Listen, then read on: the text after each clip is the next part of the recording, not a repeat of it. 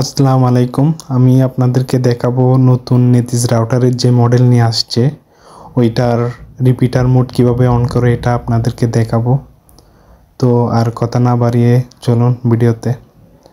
তো আপনারা যারা নতুন রিপিটার মোডটা অন করার জন্য নেতিজ রাউটার নিছেন, এটা নতুন মডেলের, তো নেতিজ WF2409E ভার্সন 6 এটা একটা আপনাদের পিডিএফ ডাউনলোড করে আপডেট করতে হবে। আপনাদের যদি আপডেট দেওয়া থাকে ভালো কথা। তো এখন রিপিটার মোড অন করার জন্য আমি এখন আপনাদেরকে প্রসেসটা দেখাবো। প্রথমে আপনাদের যে রাউটার নেতিজ রাউটার এটা আছে ওইটাতে পাসওয়ার্ড দিয়ে কানেক্ট করতে হবে। তারপর কানেক্ট করার পর ওয়াইফাই 1 সেকেন্ড চেপে ধরবো। তারপর সেটিংসে ক্লিক করব, ম্যানেজ রাউটারে যাব। ম্যানেজ রাউটার থেকে একদম মূল রাউটারে অ্যাডমিনে প্রবেশ করবে। তো এখানে দেখতে পাচ্ছেন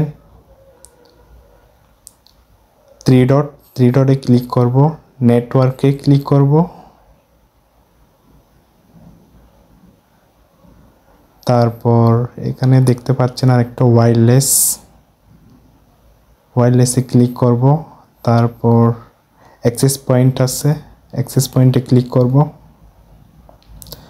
WISP-তে ক্লিক করব। স্ক্যানিং করতেছে এখন।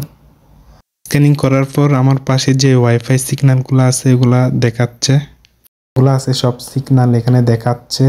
তারপর স্ক্যানিং করার পর দেখতে পাচ্ছেন পাসওয়ার্ড দিতে বলতেছে। এখানে পাসওয়ার্ডটা আমি বসাচ্ছি।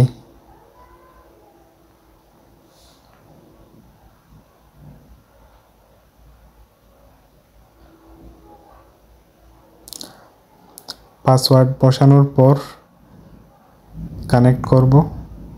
কানেক্টিং হচ্ছে, দেখতে পাচ্ছেন আমার উপরের ওয়াইফাইয়ের মধ্যে নেট কানেকশন নাই, এখন চলে গেছে। তো আমি এখন বের হয়ে গেছি। এখন দেখেন অটোমেটিকলি আমার ওয়াইফাইটা কানেক্ট হয়েছে। তারপর টিস আমার রাউটারের নাম, সেকেন্ডারি ক্লিক করলাম, ঢুকছে। দেখেন অটোমেটিকলি নেট চলে আসছে। এখন আমি ইউটিউবে যাব।